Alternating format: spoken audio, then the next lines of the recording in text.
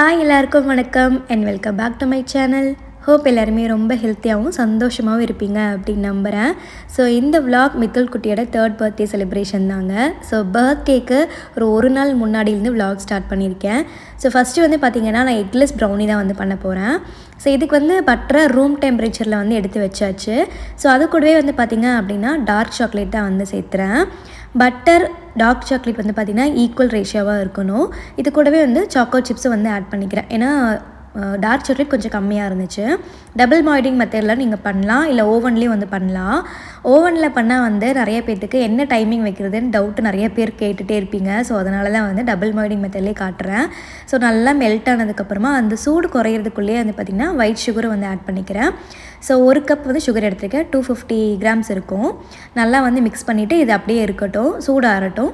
தனியாக வந்து பார்த்திங்கன்னா 2 கப்பு வந்து ஆல் பர்பஸ் ஃப்ளோர் எடுத்திருக்கேன். இதுக்கு வந்து 1 கப்பு வந்து கொக்கோ பவுடர், 1 ஸ்பூன் வந்து பேக்கிங் பவுடர், கொஞ்சமாக சால்ட்டு போட்டு நல்லா வந்து ஜலிச்சு எடுத்துக்கோங்க.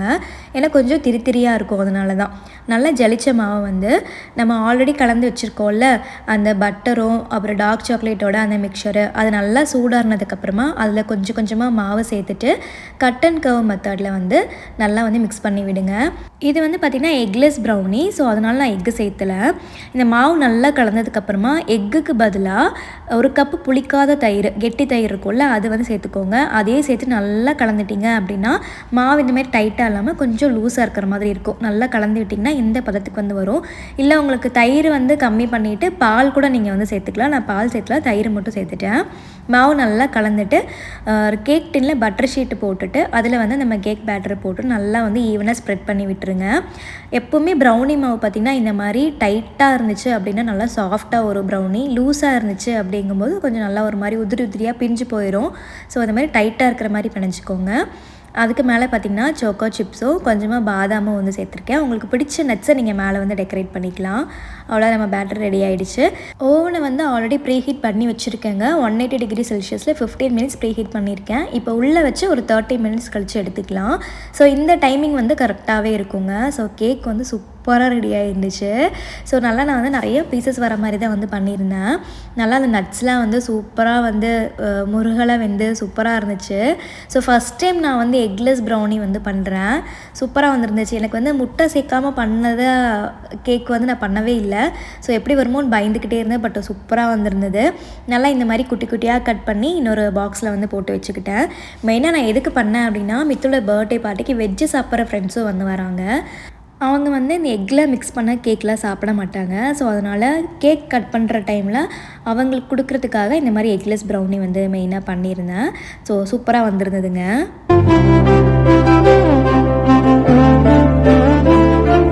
கேக்கு வந்து ஓவனில் வச்சுட்டு அந்த 30 மினிட்ஸ் கேப் இருக்குல்ல, அதில் தான் வந்து நைட்டு டின்னரும் வந்து ரெடி பண்ணியிருந்தேன். ஸோ சாப்பிட்டுட்டு அதுக்கப்புறம் பார்த்திங்கன்னா குலாப் ஜாமுன் வந்து ரெடி பண்ணியிருந்தேன். மாவு வந்து பிணைஞ்சி வச்சு ஆல்மோஸ்ட் ஒரு 2 ஹவர்ஸே ஆகிடுச்சு. நல்லா சாஃப்ட் ஆகிடுச்சிங்க. நான் பால் ஊற்றி தான் எப்போவுமே பண்ணிடுவேன். சூப்பராக இருந்துச்சு. ஒரு 2 ஹவர்ஸ் விட்டிங்க அப்படின்னா ரொம்ப நம்ம ஈஸியாக ரவுண்டு பிடிக்கிற மாதிரி இருந்துச்சு. உருண்டையெல்லாம் சூப்பராக வந்துருந்தது, கிராக்கே இல்லாமல். ஸோ ஃபஸ்ட் டைம் இவ்வளோ நேரம் கழித்து நான் மாவு வந்து படையிறேன். நல்லா உப்பி வந்து சூப்பராக இருந்துச்சு. நல்லா சாஃப்டாக இருந்துச்சு. ஸோ ஈஸியாக வந்து உருண்டை பிடிச்சிட்டேன். நல்லா நெய் தடவிட்டு கிராக்ஸே இல்லாமல் உருண்டை பிடிச்சிட்டேன். அப்படியே வந்து பார்த்திங்கன்னா எண்ணெயிலையும் பொரிச்சிட்டு நான் இந்த டைம் வந்து பார்த்திங்க அப்படின்னா ட்ரை ஜாமுன் பண்ணலாம் அப்படின்னு தான் வந்து ட்ரை பண்ணேன். ஸோ ஜீராவே இல்லாமல் ட்ரையாக இருக்கும்ல, அந்த மாதிரி ஜாமுன்னு.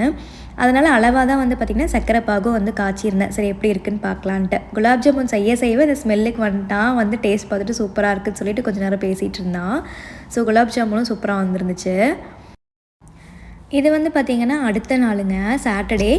சண்டே தான் பர்த்டே பார்ட்டி. அதனால் காஸ்கோ போயிட்டு பார்ட்டிக்கு தேவையான திங்ஸ் எல்லாமே வாங்கிடலாம் அப்படின்ட்டு போயிருந்தோம். நானே தான் வந்து பார்த்திங்கன்னா குக்கிங்லாம் வந்து பண்ணுறேன் அப்படின்னு சொல்லியிருக்கேன். ஸோ அதனால் நான்வெஜ்லாம் வாங்கலான்ட்டு போயிருந்தோம். ஃபஸ்ட்டு வந்து பார்த்திங்கன்னா சிக்கன் கிரேவிக்கு தனியாகவும் அப்புறம் க்ரில்லு வந்து பண்ண போகிறோம். அதுக்கு தனியாக லெக் பீஸும் வந்து வாங்கிட்டு வந்திருந்தேன். ஸோ நிறைய இருந்தது. ரொம்ப நேரம் ஆகும்ல க்ளீன் பண்ணுறதுக்கு. அதனால் அவரை வந்து க்ளீன் பண்ண வச்சுட்டு நான் வந்து மற்ற ஒர்க்கெலாம் பார்த்துட்ருந்தேன். இப்போ நான் வெஜ்ஜும் பண்ணணும், நான்வெஜ்ஜும் வந்து பண்ணணும். ஸோ அதனால் வெஜ்ஜு பண்ணுறதுக்கு தேவையான அந்த காய்கறிகள், அப்புறம் வெங்காயம், வெள்ளைப்பூண்டு அதெல்லாமே உரித்து வைக்கிறது, அந்த ஒர்க்கெலாம் நான் பண்ணிகிட்டு இருந்தேன். அப்புறம் இஞ்சி பூண்டு பேஸ்ட் அரைக்கிறது, அதெல்லாமே அந்த என்னென்ன ஒர்க்கெலாம் ப்ரிப்பேர் பண்ணி வைக்க முடியுமோ அதெல்லாமே பண்ணேன். ஸோ அவர் நான்வெஜ் க்ளீன் பண்ணி கொடுத்ததுமே க்ரில்லுக்கு வந்து பார்த்திங்கன்னா ஃபுல்லாக மேரினேட் பண்ணி வச்சுட்டேன்.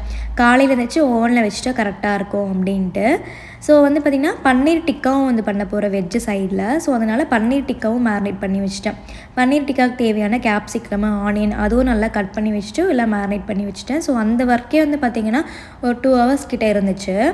ஸோ இந்த ஒர்க் எல்லாமே முடிச்சு வச்சுட்டு எல்லாமே ஃப்ரிட்ஜில் எடுத்து வச்சுட்டு அடுத்த ஒர்க் பார்த்திங்க அப்படின்னா ரிட்டர்ன் கிஃப்ட்லாம் வந்து பேக் பண்ணுறது தான்.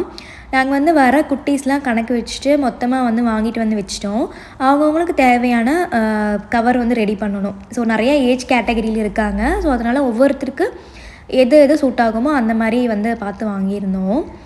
ஸோ குட்டீஸ்க்கு அவங்களோட கவரில் நாங்கள் யோசித்து வாங்கினது எல்லாமே பார்த்திங்கன்னா போட்டு வச்சுட்டு கவரில் உள்ள பேர் எழுதி வச்சிட்டோம். ஸோ டக்குன்னு பார்த்துட்டு எடுத்து தெரியணும்ல கொடுக்குற டைமில் அப்படின்ட்டு.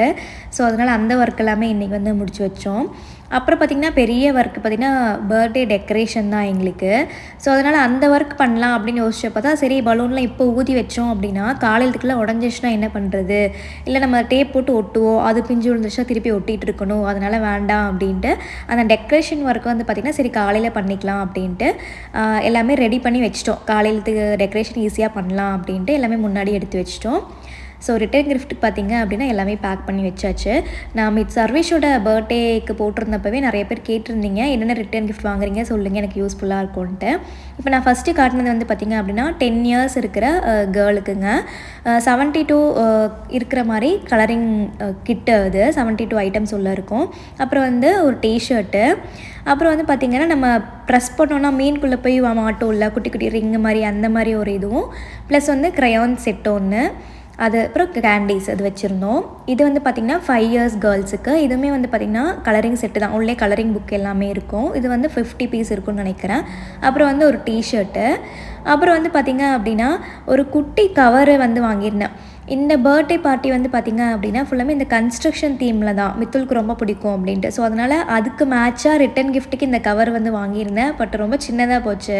ஸோ அதனால் திருப்பி அந்த பெரிய கவர் வந்து நான் வாங்கினேன். ஸோ இந்த கவர் வேஸ்ட்டாக போகுமேன்ட்டு அதில் வந்து கேண்டி, அந்த குட்டி க்ரையான்ஸ் புக்கு, அந்த இதெல்லாமே அதில் போட்டேன். ஸோ இது வந்து பார்த்திங்க அப்படின்னா கன்ஸ்ட்ரக்ஷன் செட்டு. இது வந்து 8 to 10 years வரைக்கும் இருக்கிற பசங்களுக்காக. அப்புறம் வந்து டிஷர்ட். இந்த டிஷர்ட்ஸ் எல்லாமே வந்து பார்த்திங்கன்னா நான் சில்ட்ரன்ஸ் ப்ளேஸில் தான் வந்து பார்த்திங்கன்னா ஆர்டர் போட்டிருந்தேங்க. ஆன்லைன்லேயே ஆர்டர் போட்டேன். எல்லாரோட ஏஜுக்குமே பார்த்து ஆர்டர் போட்டிருந்தேன். ஸோ இது வந்து பார்த்திங்க அப்படின்னா 5 yearsக்குள்ளே இருக்கிற பாய்ஸுக்கு இந்த மாதிரி ஒரு ரோபோட் செட்டும் ப்ளஸ் அதே மாதிரி டிஷர்ட்டும். ஸோ இந்த மாதிரி ஒவ்வொரு ஏஜுக்கு தகுந்த மாதிரி ரிட்டன் கிஃப்ட்ஸ் ஒவ்வொன்று வாங்கியிருந்தோம். பர்த்டே பார்ட்டி அப்படின்னாரே ரிட்டன் கிஃப்ட்ஸ் வந்து ஒரு பெரிய பங்குன்னு தான் சொல்லணும். குழந்தைங்களுக்கு பிடிச்ச மாதிரி வந்து வாங்கணும். ஏன்னா அவங்க ரொம்ப எக்ஸ்பெக்ட் பண்ணுவாங்க. ஸோ அதனால் இதுக்கு தான் எங்களுக்கு ரொம்ப டைம் எடுத்துச்சு யோசிச்சு வாங்குறதுக்கு. இது வந்து பார்த்திங்க அப்படின்னா பர்த்டே அன்னைக்கு மார்னிங் காலையில் ஒரு 4 மணிக்கு அலாரம் வச்சேங்க. ஆனால் எந்திரிக்கவே முடியல. அலாரத்தை ஆஃப் பண்ணி ஒரு 5 மணிக்கிட்ட தான் எந்திரிச்சேன். அப்புறம் எந்திரிச்சு வந்துட்டு கடகடான்ட்டு ஃப்ரீசரில் தான் வச்சுருந்தேன் நான்வெஜ் எல்லாமே எடுத்து தண்ணிக்குள்ளே போட்டுட்டு அது கொஞ்சம் இதாகணும்ல, அதனால் அதுக்குள்ளே மற்ற ஒர்க்லாம் பண்ணிடலாம் அப்படின்ட்டு ஃபஸ்ட்டு முட்டையை வந்து வச்சுட்டேன். ஆல்மோஸ்ட் பார்த்திங்க அப்படின்னா ஒரு 22 பேர்கிட்ட இருப்பாங்க. அதில் ஒரு 5 பீப்புள்ஸ் வந்து வெஜ்ஜு, 5லேருந்து 6 பீப்புள்ஸு. ஸோ மற்றவங்க எல்லாத்துக்கும் நான்வெஜ்ஜு. ஸோ அதனால் அவங்களுக்கு ஃபஸ்ட்டு முட்டையை வச்சு விட்டுட்டு அதுக்கப்புறமா பன்னீர் டிக்காவுக்கு வந்து பார்த்திங்கன்னா எல்லாமே வந்து ரெடி பண்ண ஆரம்பிச்சிட்டேன். இந்த மாதிரி ஸ்டிக்கில் வந்து பன்னீர், அப்புறம் கேப்சிகம், ஒரு ரயில் வந்து பார்த்திங்கன்னா ஆனியனு அந்த மாதிரி எடுத்து ஸ்டிக் பண்ணிவிட்டு ஓவனில் தான் வந்து வைப்பேன். கன்வென்ஷனல் ஓவன் கிடையாது, சின்ன ஓவன் இருக்கும்ல, அதில் வச்சேன் அப்படின்னா சீக்கிரமாகவே ரெடி ஆயிரும். அதுக்கப்புறமா ஸ்வீட்டு வந்து பண்ணேன். குலாப் ஜாமுன் இருக்குது, பட் இருந்தாலும் கேசரி பண்ணிடலாம் அப்படின்ட்டு கேசரி வந்து பண்ணியிருந்தேன். அதுக்கப்புறமா சிக்கன் கிரேவிக்கு தனியாகவும் வெஜ்ஜு கிரேவிக்கு தனியாகவும் மசாலாலாம் அரைச்சி வதக்கி ஆற வச்சுருக்கேன். சூடானதுக்கப்புறம் அதை பேஸ்ட்டாக அரைச்சி கிரேவி பண்ணணும். ஸோ ஒரு 7 மணி போல் பார்த்திங்கன்னா அவரை எழுப்பி விட்டுட்டு டெக்கரேஷன்லாம் வந்து பண்ண சொல்லியிருந்தேன். அவர் வந்து பலூன்லாம் பம்ப் பண்ண ஆரம்பிச்சிட்டாரு. எனக்கு என்னென்னா பசங்க எந்திரிக்கிறதுக்குள்ளே இந்த டெக்கரேஷன் ஒர்க் முடிக்கணும், இல்லாட்டி எல்லா பலூனையுமே உடச்சிருவாங்க. ஸோ அதுக்குள்ளே நானும் வந்து பார்த்திங்கன்னா நிறைய டிஷ்ஷு முடிச்சிட்டேன். பன்னீர் பிரியாணி பண்ணிட்டேன், சிக்கன் கிரில் பண்ணியாச்சு, வெஜ்ஜு கிரேவி பண்ணியாச்சு, எக்கு, இந்த மாதிரி நிறைய ஐட்டம்ஸ் பண்ணியாச்சு. கடைசியாக நான் பண்ணது பார்த்திங்கன்னா சிக்கன் கிரேவி தான். அப்புறம் வந்து சப்பாத்தி. நான்வெஜ் பிரியாணியில் பார்த்திங்கன்னா சிக்கன் பிரியாணி மட்டும் நான் வெளியில் வந்து ஆர்டர் பண்ணிட்டோங்க. ஏன்னா அவ்வளோ பிரியாணி பண்ணுற அளவுக்கு என்கிட்ட பெரிய பாத்திரமே இல்லை. ஏன்னா சிக்கன் கிரேவி பண்ணும்போதே பார்த்திங்கன்னா எனக்கு வெங்காயம் தக்காளி வதக்கிட்டு அதுக்கப்புறம் 2 பாத்திரத்தில் தான் பண்ணுற மாதிரி இருந்துச்சு. கிட்டத்தட்ட ஒரு 4 கிலோ சிக்கனு. ஸோ அதனால் பிரியாணி பண்ணுறதுக்குலாம் பெரிய பாத்திரம் வேணும். அவ்வளோ பிரியாணி குவான்டிட்டி நான் பண்ணதே இல்லை. அதனால் நான்வெஜ் பிரியாணி மட்டும் நான் வெளியில் வந்து ஆர்டர் பண்ணியிருந்தேன். மற்ற எல்லா ஐட்டம்ஸும் பார்த்திங்கன்னா நானே வீட்டில் வந்து பண்ணிட்டேன். ஃபஸ்ட்டு நான் வந்து சிக்கன் கிரேவி தான் பண்ணணும் அப்படின்னு நினச்சேன். ஆனால் கடைசியாக பண்ணது சிக்கன் கிரேவி தாங்க. அதுக்கப்புறமா சப்பாத்தி வந்து காஸ்கோவில் தான் வந்து வாங்கியிருந்தோம். அதையுமே வந்து பார்த்திங்க அப்படின்னா சூடு பண்ணி ஹாட் பேக்கில் போட்டு வச்சுட்டேன். ஸோ இதெல்லாம் முடிக்கவுமே அவர் பார்த்திங்கன்னா பலூன் டெக்கரேஷன்ஸ் எல்லாமே வந்து முடிச்சிட்டாரு. எல்லாம் பம்ப் பண்ணி வச்சுட்டாரு. அதுக்கப்புறம் நாங்கள் 2 பேரும் சேர்ந்து தான் வந்து பார்த்திங்கன்னா எந்த இடத்துல ஃபிக்ஸ் பண்ணுறது அப்படிங்கிறக்கே ரொம்ப நேரம் ஆகிடுச்சு. ஒரு 8:30 அப்படிங்கும்போது எல்லா சமையல் வேலையுமே முடிஞ்சிருச்சு. கிச்சன் ஃபுல்லாக க்ளீன் பண்ணிட்டேன். டெக்கரேஷன் மட்டும் பார்த்திங்கன்னா ஒரு 1 hour கிட்ட ஆகிடுச்சு. ஸோ கடைசியாக வந்து பார்த்திங்க அப்படின்னா அங்கே ஃபிக்ஸ் பண்ணலாமா இங்கே ஃபிக்ஸ் பண்ணலாமான்னு யோசிச்சு கடைசியில் ஸ்க்ரீன் இருக்குல்ல அங்கேயே பண்ணிடலாம் அப்படின்ட்டு அங்கே பண்ணிட்டோம். ஏன்னா செவுத்துலலாம் பண்ணோம் அப்படின்னா அது விழுந்துகிட்டே இருக்கும், பெயிண்ட் போயிடும். ஸோ அதனால் இங்கே பண்ணிக்கலாம் அப்படின்ட்டு ஸோ இந்த மாதிரி பண்ணியிருந்தேன். இந்த டெக்கரேஷன் ஐட்டம்ஸ் எல்லாமே வந்து பார்த்திங்கன்னா திமுவில் தான் வந்து ஆர்டர் போட்டிருந்தாங்க. ஸோ அதுக்கப்புறமா கிச்சன் ஃபுல்லாக க்ளீன் பண்ணிவிட்டு சமைச்சது எல்லாமே ஃபாயிலில் போட்டு க்ளோஸ் பண்ணி வச்சுட்டு நாங்கள் கோயிலுக்கு கிளம்பிட்டோம். ஸோ ராஜராஜேஸ்வரி கோயிலுக்கு தான் போனோம். அன்றைக்கி வந்து கார்த்திகை 1 அப்படின்றனால கோயிலில் அந்த மாலை போடுறது சபரிமலை பூஜையெல்லாம் வந்து பார்த்திங்கன்னா நிறையா இருந்துச்சு. ஸோ எல்லாம் முடிச்சுட்டு கேக்கு காஸ்கோவில் தான் ஆர்டர் கொடுத்துருந்தோம். அதனால் கேக்கையும் போய் காஸ்கோவில் வாங்கிட்டு ஒரு 11:15 அப்படிங்கும்போது வீட்டுக்கு வந்துட்டோம். 12 மணிக்கு தான் ஃப்ரெண்ட்ஸ் எல்லாத்துக்குமே சொல்லியிருந்தோம் லன்ச் டைமில்.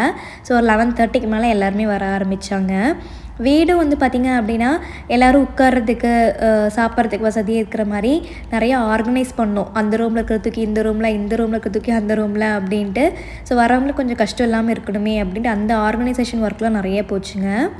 ஸோ கேக்கு சூப்பராக இருந்துச்சு. காஸ்கோவில் நம்ம வந்து முன்னாடியே வந்து நேம் எழுதி கொடுத்துட்டோம் அப்படின்னா ஒரு நாளைக்கு முன்னாடியே அவங்க வந்து கரெக்டாக அந்த பேரும் எழுதி கொடுத்துருவாங்க. ஸோ அது yellow colour theme, construction theme அப்படின்றதுனால ஸோ நான் எல்லா கலர்லேயே பேர் எழுத சொல்லியிருந்தோம். சூப்பராக பண்ணி கொடுத்துருந்தாங்க.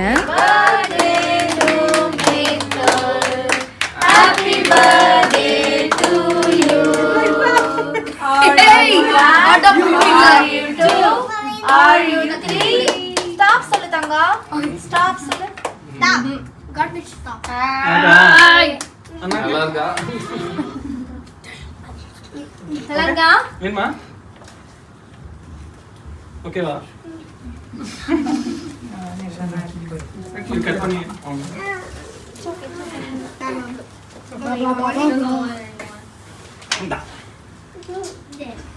It's your birthday.